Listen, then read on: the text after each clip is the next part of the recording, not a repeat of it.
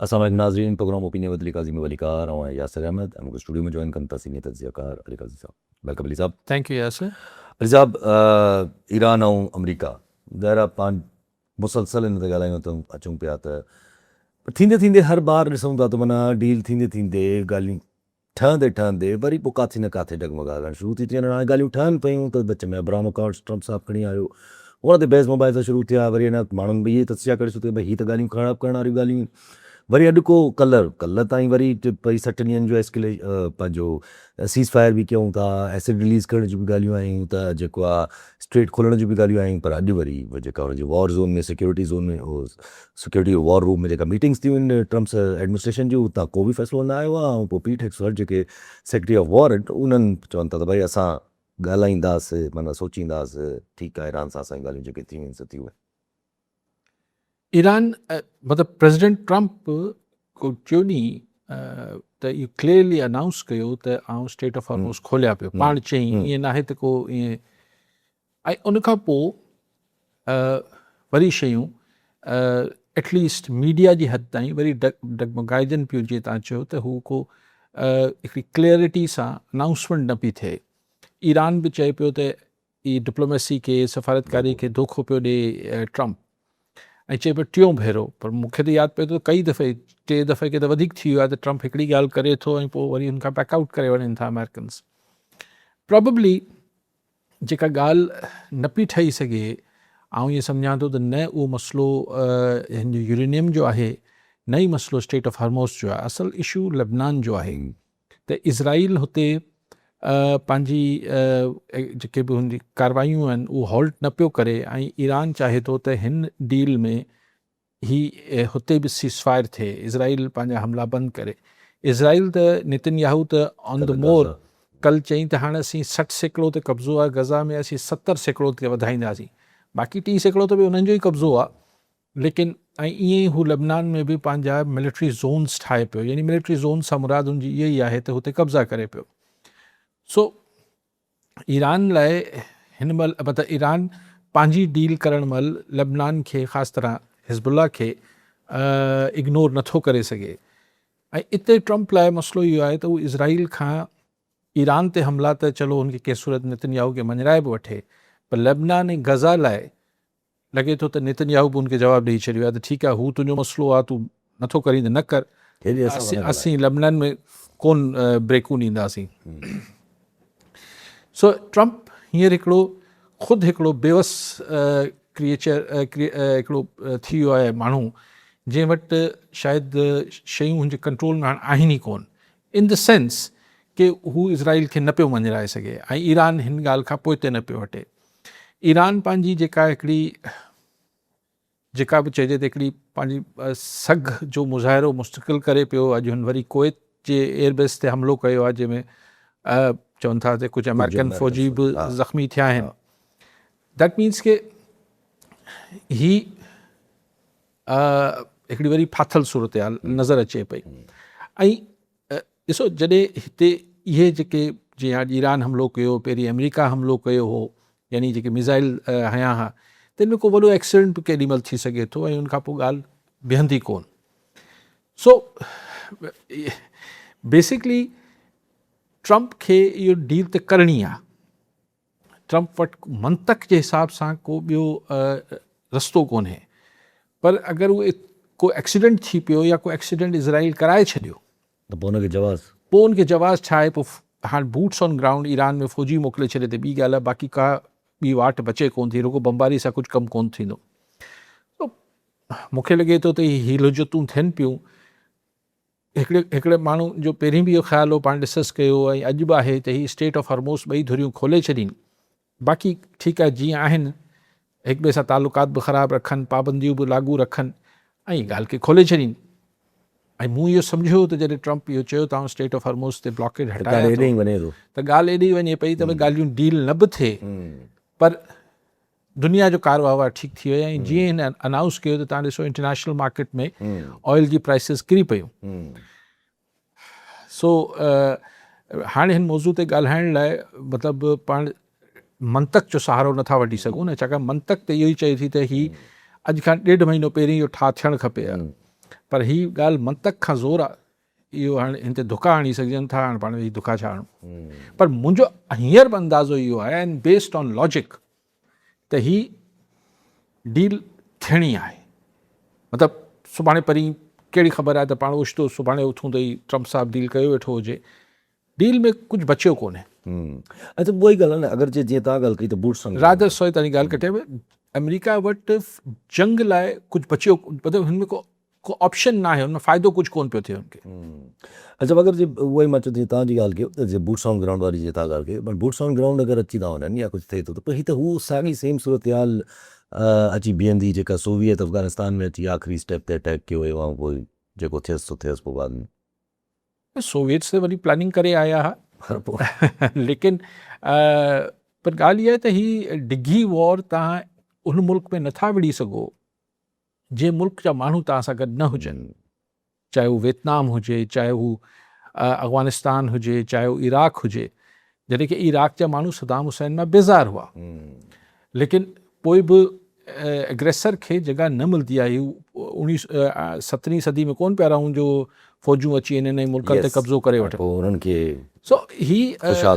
सो हिते अगरि फ़ौजी मोकिलींदो ईरान में, इन खां पोइ हुन वटि वापसी जा दर बंदि करे छॾींदो। पर ज़ाहिर इहा ग़लती ट्रम्प बि न कंदो, इहा ग़लती इसराइल पाण बि न करणु खपे, छो इसराइल खे बि त ज़ाहिर हिकिड़ी अम्ब्रेला ऑफ अमेरिका आहे न। सुभाणे उन जे ई डज़ ते हिन वक़्तु वेठो लेबनान ते बि कब्ज़ा थो करे, गाज़ा जे कब्ज़नि जी बि ॻाल्हियूं थो करे, उन जे ई डज़ ते जेको आहे उहो ट्रम्प साहिबु एतिरी रखी वेठो आहे जो भई सॼी दुनिया खे मां रोले छॾींदुमि, अब्राहम अकॉर्ड साइन कयो, भले दुनिया रोले त रोले फ़िलहाल। पर ॾिसो हुनखे हुन में हिकिड़ी उहो ई ॻाल्हि आहे त ट्रम्प वटि ओतिरो हाणे अमेरिका जो उहो जेको पावर, सॉफ्ट पावर जी का अहमियत न रही आहे न। सऊदी अरब उथंदे ई इनकार कयो, असीं न कंदासीं। असांजे इसाक डार वॉशिंगटन में बीह करे चयो त असीं जेसिताईं फ़लस्तीनी रियासत जो मसइलो हल नथो थिए असीं इब्राहिम अकॉर्ड साइन न कंदासीं। हाणे पाकिस्तान ऐं सऊदी आहे ॿई अमेरिका जा इतिहादी। ओमान बि जेको आहे ईरान सां गॾु पंहिंजा, ओमान हेड़ो मुल्क उहो बि ईरान सां गॾु बि जेको आहे उहो अलामिया जारी करे पियो। त मतिलबु ऐं ट्रम्प वारा धमकी ॾियनि पिया अमेरिका वारा त असीं सैंक्शन्स हणी छॾींदासीं ओमान ते बि। त दिस अमेरिका जो हाणे उहो भउ न रहियो आहे जेको अॼु खां 3 महीना पहिरीं हो। कॉलर साईं इरफान सीलो शहदादकोट मां। जी सीलो साहब छा चवणु चाहींदा? सभ खां पहिरीं क़ैद साहिब खे मुंहिंजो सलाह क़बूल पए। मुंहिंजो सुवालु इहो हुयो त प्रेसिडेंट आयो हुयो मोरे में, हुन जेको आहे ख़िताबु कयो, हुन ॿियो त घणियूं ॻाल्हियूं कयूं, पर जेको 50 लख फ़ी एकड़ वारी ॻाल्हि कई त उहा असांखे सम्झ में न आई। त फ़ी एकड़, असां बि नंढा आबादगार आहियूं, नंढा जेको आहे ज़मीनदार आहियूं, 5 एकड़ असां पर ईयर असांखे 5 लख रुपया कोन बचंदा आहिनि। त प्रेसिडेंट साहिबु 50 लख बचत वारी ॻाल्हि कई आहे, ऐं गॾोगॾु ॿी बि ॻाल्हि कई अथई त एस्टेब्लिशमेंट जा हथ मज़बूत कंदासीं। इन हवाले सां क़ैद साहिब जो थोरो त होॾां इख़्तिलाफ़नि जूं ॻाल्हियूं हलनि थियूं पंहिंजो प्रेसिडेंट ऐं एस्टेब्लिशमेंट में, ऐं साईं वरी चए थो त एस्टेब्लिशमेंट जा हथ मज़बूत करणा आहिनि। इन हवाले सां थोरो तवजो क़ैद साहिब। जी साईं। साईं तव्हां त ज़मीनदार आबादगार आहियो सिल्वर साहिबु, आऊं त कोन आहियां, मूंखे ख़बर न आहे। ज़ाहिर आहे फ़सुलु कहिड़ी लॻे थी, उन जी पैदावार कीअं वधाए सघिजे थी। हाणे जेके हाइब्रिड ॿिज ऐं सभु शयूं आहिनि, माज़ी अॼु खां 50 साल पहिरीं एकड़ ते एतिरी आबादी न थींदी, अॼु हिन हाइब्रिड जे करे वधीक थिए थी। मां हिते टेक्निकल गुफ़्तगू आहे, ज़रदारी साहिबु 50 लख जो हिसाबु ज़रूरु, माना शायदि ज़रदारी साहिब जो मक़सदु इहो हुजे त वधीक वधाए छॾियो ऐं टेक्नोलॉजी वधाइजे, ही कजे हू कजे। मूंखे साईं पाण ख़बर न आहे, मूं वटि ऐं ज़मीनदार न आहे त मूंखे ख़बर न आहे त 50 लख कीअं हिकु एकड़ मां कमाई थी सघे थी। शायदि थी बि वञे, नथी थी न कमनि वग़ैरह में मुश्किल न थींदी। तव्हां कई आहे ज़मीनदारी? ख़बर आहे 50 लख न, इहे ऑस्ट्रेलिया वग़ैरह में त चवनि था हिते जेको आहे उहो कमंद तमामु घणो लहंदो आहे एकड़ ते, असां वटि न लहंदो आहे।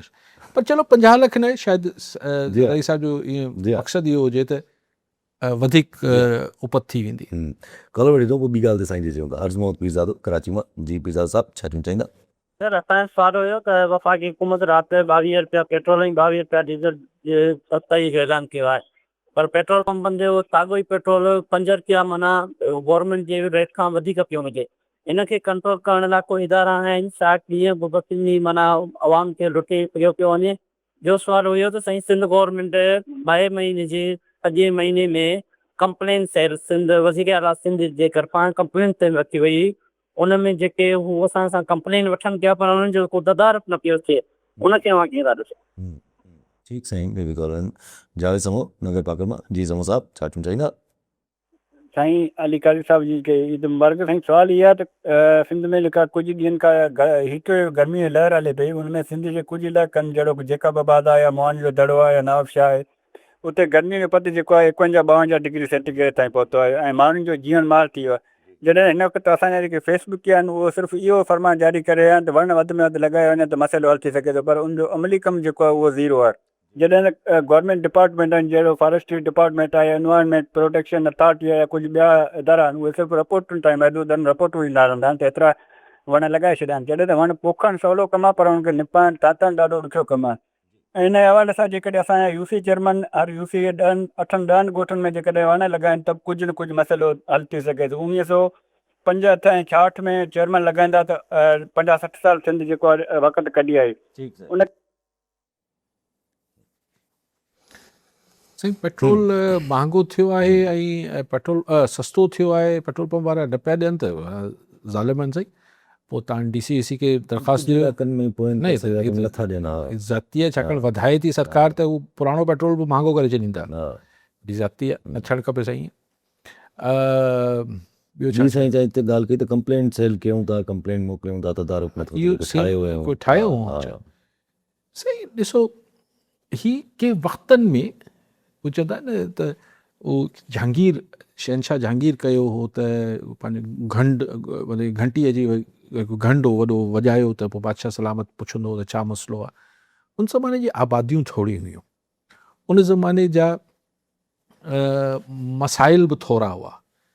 हाणे तव्हां मिसाल कुझु न सिंध जी भला 5.5 करोड़ आबादी त ॿधूं, 5.5 करोड़ माण्हुनि मां अगरि रोज़ाना 1% माण्हू बि फ़ोन कनि त इहे थी विया तक़रीबन 5.5 लख। 5.5 लख माण्हुनि खे कहिड़ी कंप्लेन सेल मसइलो हल करे सघे थी? न पर हुजणु छो खपे इहो त छो आहिनि? न ठीकु आहे, लेकिन सुवाल इहो आहे त 5.5 लख माण्हुनि खे कीअं को बि CM हुजे, उन 15 माण्हू वेठा हुजनि, पोइ रुगो फ़ोनूं ॿुधी सघंदा वीचारा, जी जी बिल्कुलु कयूं था, बिल्कुलु कयूं था। लेकिन जीअं तव्हां ॻाल्हि कई त बाक़ी सॼे सिरिश्तो सॼी मशीनरी आहे। अगरि तव्हांखे रेवेन्यू हिकिड़े बेलदार मां तपेदार मां शिकायत आहे त उनजे मथां सुपरवाइज़र आहे, उनजे मथां मुख़्तियारकार आहे, उनजे मथां असिस्टेंट कमिश्नर आहे, उनजे मथां डिप्टी कमिश्नर आहे, कमिश्नर, उहो छो नथा शिकायतूं ॿुधनि? अगरि पुलिस वारे मां शिकायत आहे त उनजे पोइ मथां हीअ आहे वेंदे SSP डिस्ट्रिक्ट ताईं आहे, पोइ डिवीज़न में DIG आहे।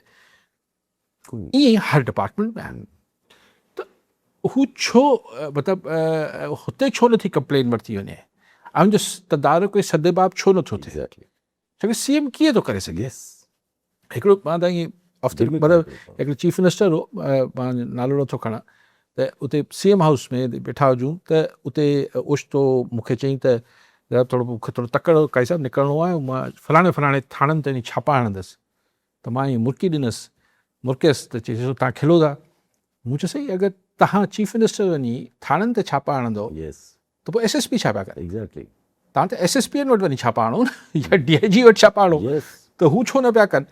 सो इहे अगरि तव्हां ही बादशाहनि वारा कमु त ठीकु आहिनि, पर चलो तव्हां कयो, पंहिंजे हासिल कुझु नथो थिए, माण्हुनि खे शिकायत रहंदी। साईं इन्वायरमेंट जी गर्मी जी हिन जी ॻाल्हि कई बिल्कुलु, ऐं शायदि साईं चवनि पिया त अगरि UC सतह ते वण लॻनि, साईं अञा वढो ॿेला ऐं वढणु ॾियो ॿेला। हीउ जेको सिंध भोॻे पई, ठीकु आहे, दुनिया जो इन्वायरमेंट आहे, ज़मीन ते त वरी बि खारदार तारूं हणी मुल्क पंहिंजा बॉर्डर ठाहे सघनि था, आसमान ते त कुझु नथो थी सघे। ऐं अगरि माहौलियात जी गड़बड़ थिए थी, हवाउनि में गड़बड़ थिए थी, त हू पाकिस्तान खां अफ़गानिस्तान, अफ़गानिस्तान खां पाकिस्तान, पाकिस्तान खां इंडिया, इंडिया खां हाणे हीअ स्मॉग जेका लाहौर में बाद में आई, के ज़माने में असां वियासीं उते दिल्ली में त पहिरियों दफ़ो हुते ॾिठीसीं, पोइ बाद में ॿुधोसीं लाहौर में थिए थी, पोइ लाहौर खां वधंदे हाणे ईंदे सखर ताईं, मुंहिंजे ख़्याल हैदराबाद में पोइ फील आई। त ज़ाहिर आसमान त जुड़ियल आहिनि न सॼी दुनिया जा, त असीं जेको कुझु न कुझु पंहिंजे हिसे जो कमु कयूं, असां छो ई पंहिंजा ॿेला वठी छॾिया आहिनि? छो असीं ही समुंड सां कहिड़ो मस्ती कयूं पिया, असीं डेल्टा असीं पंहिंजी तबाह कयूं पिया। सो इन्वायरमेंट सां हथ चुरान, मदर नेचर सां हथ चुरान करण जा नतीजा त इहे ई हूंदा आहिनि सही। पर हींअर बि अगरि सरकार न बि करे थी त माण्हुनि खे वण पोखणु खपनि। जी हा, बाक़ी हाणे शुरूआति ते अचिजे त हाणे जेको सीलो साहब बि ॻाल्हि कई त सदर ज़रदारी साहब जेको अचे थो त एस्टेब्लिशमेंट जे हथ मज़बूत करण जे सही ॾिसो, ज़रदारी साहिब जेको चवनि पिया त एस्टेब्लिशमेंट जा हथ, मूं जेको ॿुधो उन्हनि खे, इहे त हलनि पियूं अख़बारनि में, त एस्टेब्लिशमेंट जा हथ मज़बूत करणु खपनि जीअं असांजा हथ बि मज़बूत थियनि।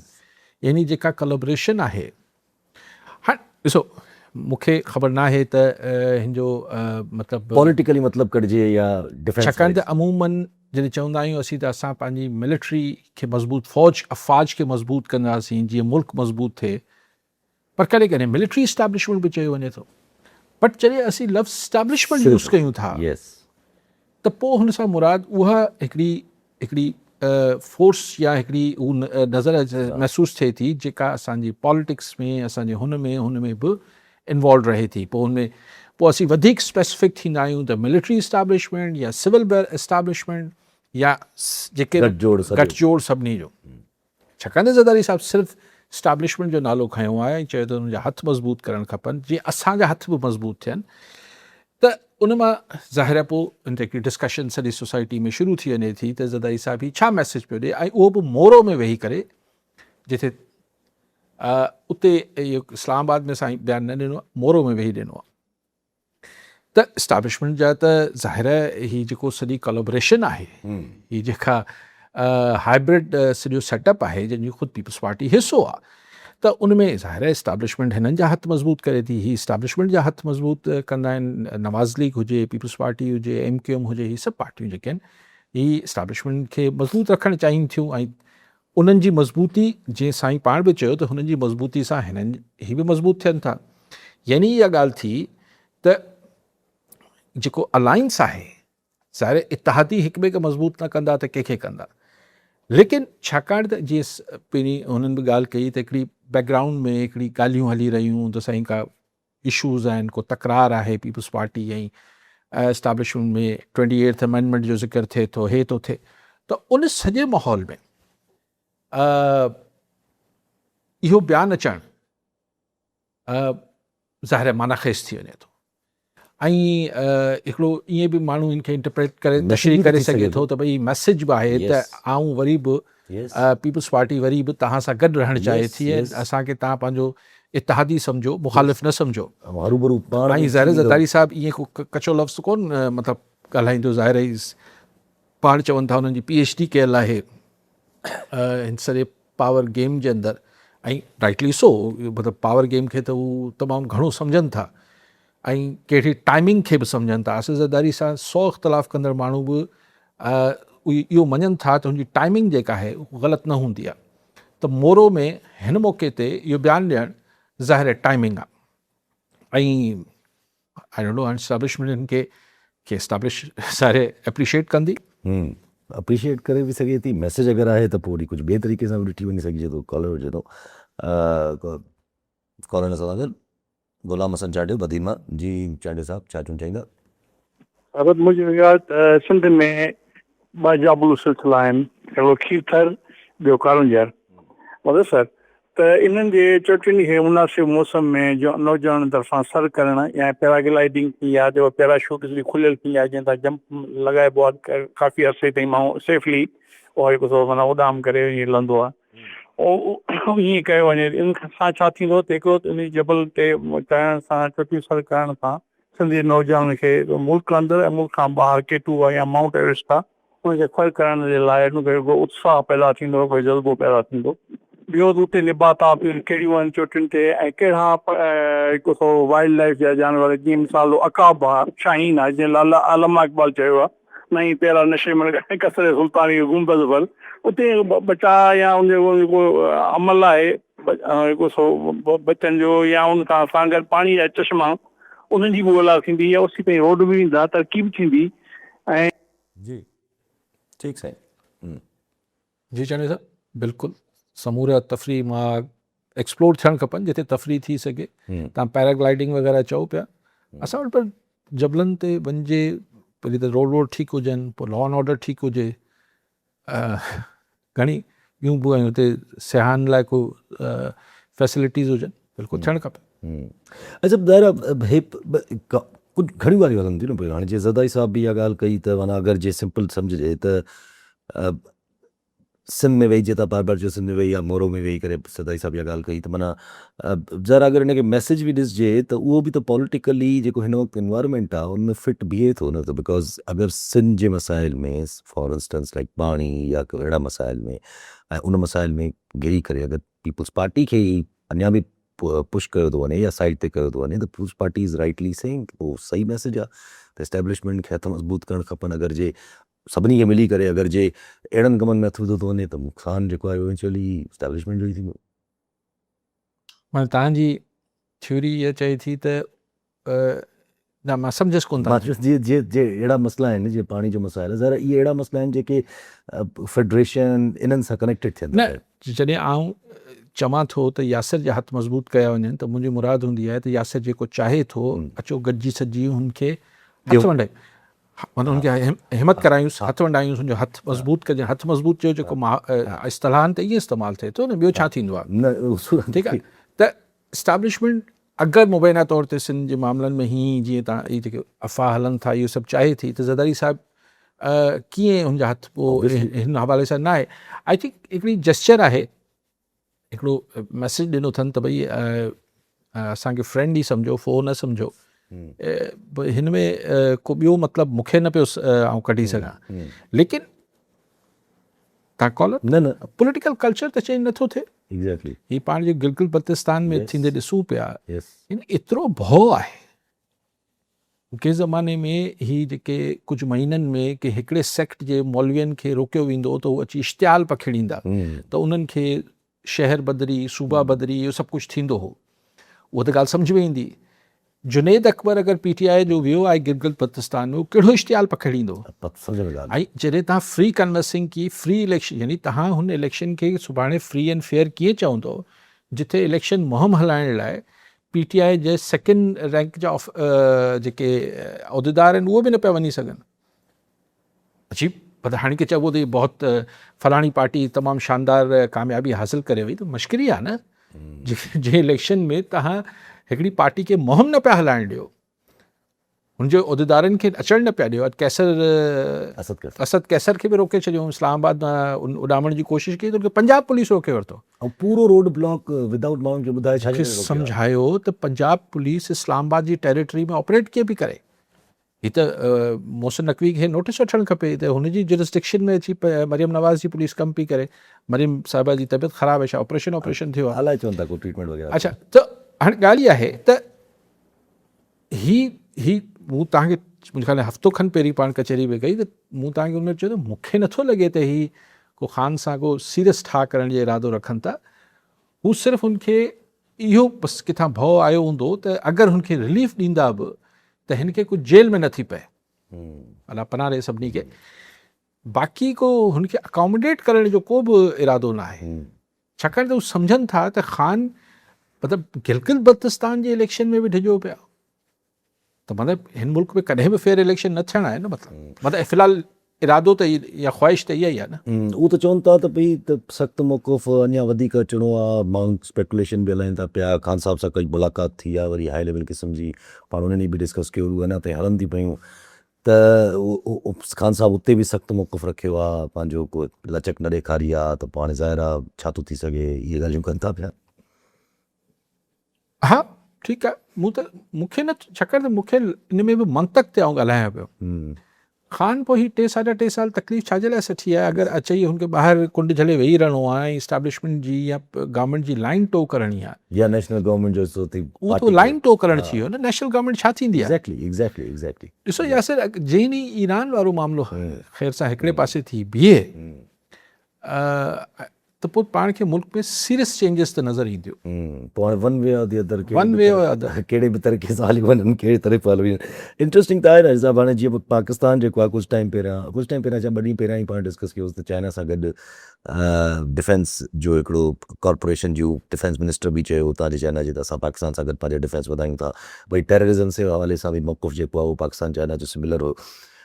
अॼु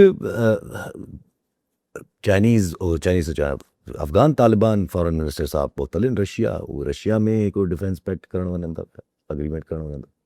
ॾिसो ज़ाहिर आहे रशिया बि पंहिंजो इन्फ्लुएंस त न विञाईंदो न, ऐं रशिया हींअर चाइना जी लाइन मतिलबु हुन सां सहमत थी हले, हा हटंदो हू पंहिंजी अफ़गानिस्तान जे करे चाइना सां पंहिंजा मामलात कोन फिटाईंदो, पाण स्ट्रैटेजी हूंदी, पर अफ़गानिस्तान सां रशिया हुनजे पारां विढ़णु कोन अची वेंदो। ही गवर्नमेंट ख़ुदि हिकिड़ो फसाड आहे न, ही छा तालिबान छा आहे, ही छा आहे, मश्करी आहे न। त हाणे असां ॿियनि सभिनी गॾिजी सॼी इहा मश्करी कई, इहो रशिया सां पोइ रशिया खे अफ़गानिस्तान डॉलर आहिनि छा रशिया खे ॾींदो, किथां हथियार ख़रीद कंदो, ऐं रेगुलर आर्मी क्रिएट करणु, पोइ हुनखे मेंटेन करणु को सस्तो कमु आहे छा? अफ़गानिस्तान जी हिरन विकिणी आहे, ही हथियारनि ते केतिरो या इंडियन सपोर्ट सां केतिरो करे वठंदो आहे, लेकिन रशिया पंहिंजो हिन एरिया में हिकिड़ो इन्फ्लुएंस रखणु चाहींदो। हिकिड़ी बफर स्टेट त क्रिएट थी वई आहे न असांजे विच में, हिकिड़ी अहिड़ी स्टेट क्रिएट थी वई आहे जंहिंजो रिजीम तमामु कमज़ोर आहे, कंहिंजे बि इन्फ्लुएंस में अची सघे थो, बसि एंटी पाकिस्तान लॻो पियो आहे, कॾहिं इंडिया थो हलियो वञे, कॾहिं रशिया थो हलियो वञे, माना इहे न रशिया वेंदो त एंटी असांजो न थींदो, रशिया स्ट्रेटेजिकली इंडिया ॾे न वञे। ॾिसो न असांजा पंहिंजा बि त दूरंदेशी ऐं शानदार सियाणा फॉरेन पॉलिसी ठाहींदड़ हुआ न, असीं स्ट्रेटेजिक डेप्थ आहे अफ़गानिस्तान असांजो पंजो सूबो आहे, असां पंहिंजो मुल्क जेको आहे अफ़गानिस्तान जे चकर में जेको आहे पनाहगीर बि हुतां आया, क्लैशनकोफ बि हुतां आई, हुतां हीरोइन आई, सभु कुझु। ग़लति फ़ैसिलनि जो कुझु न कुझु त ख़ुमियाज़ो भुगतणो पवंदो। अॼु इंडिया लाइ बि ॾाढी खिलूं माना ईअं वफ़ाक़ हिकिड़ी इंटरनेशनली चैनल्स पे बि, ऐं अल जज़ीरा बि हिकिड़ी तवील रिपोर्ट ॾिनी आहे त इंडिया 2016 खां वठी जेका पंहिंजी पॉलिसी रखणु चाहे पियो त पाकिस्तान खे मां आइसोलेट कयां, उहा कंप्लीटली फेल वई अथसि। यस, पर इन करे न जो पाण पाकिस्तान में वेठा आहियूं, पर पाण ऑब्जेक्टिवली बि ॾिसी वठूं त मोदी जी जेका फॉरेन पॉलिसी आहे हू टहक ॾियण ऐं भाकरू पाइण ते सभु सॼी फॉरेन पॉलिसी ठाहे वेठो। It doesn't work. ही फॉरेन पॉलिसी आहे, हिनखे त तव्हांखे के टेंजिबल के ठोस शयुनि ते बिहारणी पए थी। इंडिया जी फॉरेन पॉलिसी हुई छा? पाकिस्तान बैशिंग सां त मसइलो हल नथो थिए, ऐं उहो बि जॾहिं ही जेको लास्ट मई में थियो उनखां पोइ इहो बि तस्वुरु अमेरिका इंडिया जी मिथ बि ख़तमु थी त न सही हीउ त वॾो जॉइंट आहे, हीउ त अलाए छा करे छॾींदो पाकिस्तान खे, ईअं गिड़काए वेंदो, उहो बि न हो। उनखां पहिरीं माण्हुनि जो ख़्यालु हो त ॿई न्यूक्लियर मुल्क आहिनि, सो इंडिया खे देर सवेर ही रविश चेंज करणी पवंदी।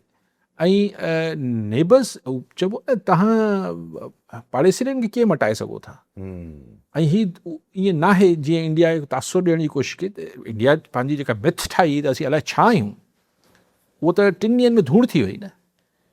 सो ऐं पोइ हुन ते जेके क्लियर हाणे को लिकियल ॻाल्हियूं न आहिनि, हाणे त इंटरनेशनल प्लेटफॉर्म्स ते बि ॻाल्हि थिए थी त बलूचिस्तान में जेका इंसर्जेंसी आहे या जेको बि शोरिश आहे उनजे पोयां इंडिया आहे, इंडिया जी ख़ुदि टेररिज़म खे सपोर्ट करण वारी जेका पॉलिसी आहे उहो इंडिया जो हू जेको पहिरीं मज़लूम वारो हिकिड़ो पंहिंजो तासुर ठाहींदो उहो त तबाह थी वियो।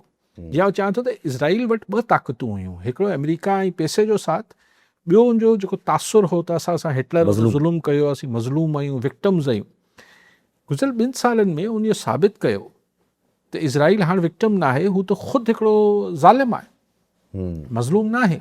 त हुनजो उहो जेको सॉफ्ट पावर हो जंहिंजे करे जर्मनी बि छिरकंदो, ही बि छिरकंदा त यार हिननि सां ॾाढी थियल आहे माज़ी में, हाणे रेज़न हिकिड़ो जानवर वेठल आहे नेतन्याहू जे नाले ते। सभु काफ़ी मूवमेंट्स त दुनिया में बि नज़र अचनि थियूं। यूके नॉर्वे थो चवां, फ्रांस ऐं नॉर्वे न्यूक्लियर एग्रीमेंट करे छॾियो, नॉर्वे खे फ्रांस पंहिंजो न्यूक्लियर अम्ब्रेला बि ॾेई छॾियो, पाकिस्तान ऐं सऊदी बि इहे सिमिलर क़िस्म जूं ॻाल्हियूं हलियूं हुयूं।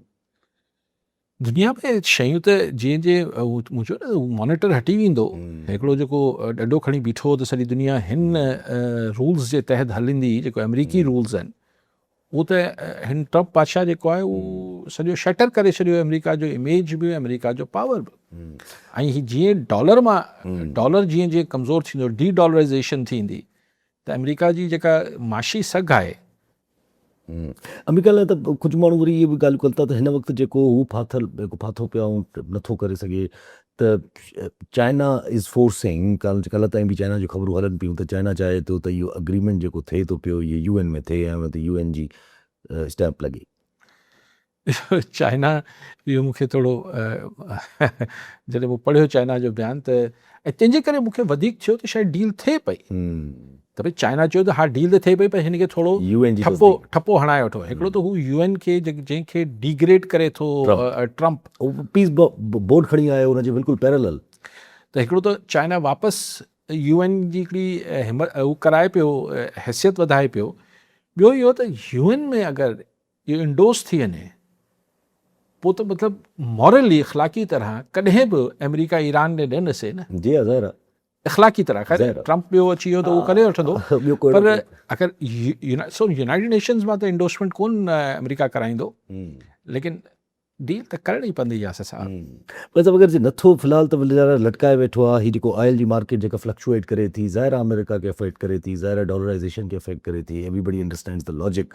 पर अगरि इलॉजिकल शइ थिए बि थी त पाकिस्तान छा हाणे कॉन्स्टेंटली इहो चवंदो आयो त उहा पाकिस्तान जे करे रोकियो आहे, पाकिस्तान जे करे रोकियो आहे। अॼु बि हुनजो पीट एक्सपर्ट असांजे पंहिंजे फील्ड मार्शल साहब जी तारीफ़ करे थो, शहबाज शरीफ़ जी तारीफ़ करे थो। वुड दैट बी फेवरेबल जहिड़ी अमेरिका जी एडमिनिस्ट्रेशन हिन वक़्तु वेठी आहे, बिकॉज नॉन सीरियस एडमिनिस्ट्रेशन आहे इहा, जंहिं ॾींहुं वई उन ॾींहुं पोइ इहे सभु ॼणो घणा मुद्दा उगड़ी करे असांजे ख़िलाफ़ु न इस्तेमालु थी वञनि शुरू थी। ॾिसई हाणे उहो त अमेरिका खे अगरि को जवाज़ खपंदो त को न को जवाज़ त ॻोल्हे ई वठंदा। 1960 मां बि कुझु कढी ईंदा, उनखां त घबराइणु न खपे। एग्ज़िस्टिंग ऐं सॼी दुनिया में पाकिस्तान जो जेको ही सालसिया रोल आहे सिर्फ़ु अमेरिका जी एप्रिसिएशन त न आहे न, हाणे त दुनिया सॼी ॾिठो पियो ऐं हिन में काफ़ी असां ट्रांसपेरेंट बि रहियासीं ऐं हिन में असीं छा साज़िश करे वठूं हा अगरि फिटाइण जी कोशिशि कयूं हा त उहो बि ख़बर पइजी वञे हा। सो हीअं त अमेरिका हिन ख़िते मां ई जेको तव्हां अफ़गानिस्तान ऐं रशिया जे पैक्ट जी बि ॻाल्हि कई न, हिन मां तव्हां अंदाज़ा हणो त हिन ख़िते मां इवन मिडल ईस्ट ताईं ही अमेरिका जो असरु घटिजे पियो। पीट एक्सपर्ट चए थो अॼु त असांजे इन प्रेज़ेंस खे चाइना रिस्पेक्ट करे, चाइना असांजे प्रेज़ेंस खे रिस्पेक्ट नथो करे। पोइ हाणे अलाए कहिड़े तरीक़े सां इशारो ॾिए। सर इशारो त सिंपल आहे, असांखे हिन ख़िते में तव्हां सिर्फ़ु न आहियो, असीं बि आहियूं। पर हाणे इहा चवण जी मतिलबु मुतालबो करण जी बि ज़रूरत अमेरिका खे महसूस थी, न त कंहिं ज़माने में मुतालबो करण जी ज़रूरत न हुई। पोइ भेरे पाण डिस्कस कयो पियो इंडिया पाकिस्तान वॉर में अमेरिका अची वियो न विच में। हाणे ॿुधो सुभाणे ॾिसो न ओमान जहिड़ो मुल्क चए थो अमेरिका खे अच्छा ॻाल्हि आहे यानी इहा त इन भोतार जी वञी हालत बीठी आहे। ही हैज़ लॉस्ट इट ऐं इहो हाणे इरिपेरेबल आहे। ऐं नथो सम्झां त साॻी ताक़त अमेरिका वापसि कॾहिं बि हासिलु करे सघो। असां जहिड़ी इकोनॉमीज़ खे पंहिंजा मामलात सुधारणा पवंदा। ठीकु आहे सर, वॾी महिरबानी साहब। नाज़रीन, अॼु जे प्रोग्राम जो पूरो थियो, वरी ईंदड़ प्रोग्राम में दुआ ॾियां।